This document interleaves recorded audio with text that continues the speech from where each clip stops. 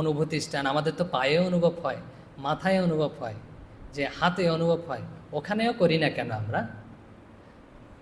যে মায়ের কথাটা আমরা উল্লেখ করি। অবশ্যই শ্রীরামকৃষ্ণ বলেছেন, তুমি যখন পাকা হয়ে যাবে না, সব তো ব্রহ্মময়ী, যেখানে ইচ্ছে তুমি তখন করতে পারবে। কিন্তু স্বাভাবিক অবস্থায়, বিশেষ করে প্রাথমিক অবস্থায়, যে কোথায় করা উচিত। তো এরকম পূজনীয় স্বামী বিরজানন্দ মহারাজ, ঘটনাটা বলেছিলাম, আবার উল্লেখ করছি। বিরজানন্দ মহারাজ তখন মায়াবতীতে আছেন। তো মায়াবতীতে আছেন, যুবক বয়স, তো খুব সাধন ভোজন করছেন, জপ ধ্যান এসব করে যাচ্ছেন। তো করতে করতে না, তো কিছুদিন থেকে তিনি আস্তে আস্তে নিজের শরীরকে দুর্বল অনুভব করছেন, শারীরিক দুর্বলতা অনুভব করছেন, আর কি মানসিকভাবেও দুর্বলতা অনুভব করছেন। তো তিনি আবার চেষ্টা করে যাচ্ছেন, কিন্তু আরও দিন দিন বৃদ্ধি পাচ্ছে। ওই দুর্বলতা তো কাটার কথা, কাটছে না, কিন্তু আরও বৃদ্ধি পাচ্ছে। তিনি বাধ্য হয়ে ওই মায়াবতীতে, হিমালয়ের, তো ওখান থেকে নেমে এসছেন। ওখান থেকে নেমে এসে কাশীতে গেছেন। এরপরে তিনি বেলুর মঠে ফিরে এসছেন। তো সবাই চিন্তিত বিরজানন্দ মহারাজকে নিয়ে। তখন হচ্ছে বেলুর মঠে স্বামী ব্রহ্মানন্দ মহারাজ রয়েছেন, রাজা মহারাজ রয়েছেন। তো রাজা মহারাজও খুব চিন্তিত, এর শরীর খুব খারাপ হয়ে যাচ্ছে। খুব ডাক্তার দেখিয়ে খুব চিকিৎসা করা হচ্ছে। তো এই অ্যালোপ্যাথিক, হোমিওপ্যাথিক এসব চিকিৎসা করা হচ্ছে, ফল হচ্ছে না।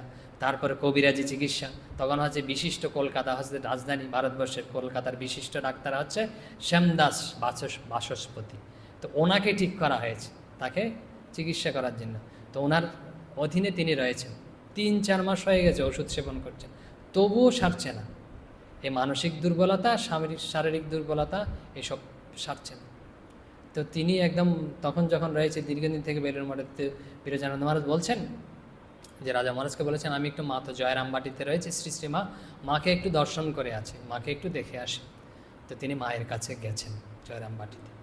তো মায়ের কাছে গেছেন, মা দেখেই বলছেন, বাবা তুমি তো কত ভালো ছিলে, শরীর সুস্থ ভালো ছিল, শরীর স্বাস্থ্য কীভাবে এত রুগ্ন হয়ে গেছে, রোগা হয়ে গেলে? তো এরকম। তো 2-1 দিন যাচ্ছে, ওখানে রয়েছে। তখন মা বলছেন, প্রথমেই মায়ের প্রশ্ন, যে প্রথমে সন্তানকে এত বিরক্ত করেনি, বলছে ধ্যান কোথায় করো তুমি? মা জিজ্ঞেস করছে কীরকম ডাক্তার? দেখুন, যে ভবরোগ পদ্য, যে ভবরোগের পদ্য হচ্ছে ডাক্তার হচ্ছেন তিনি সারাতে পারেন। বলছে তুমি ধ্যান কোথায় করো? হৃদয়ে না সহস্রারে?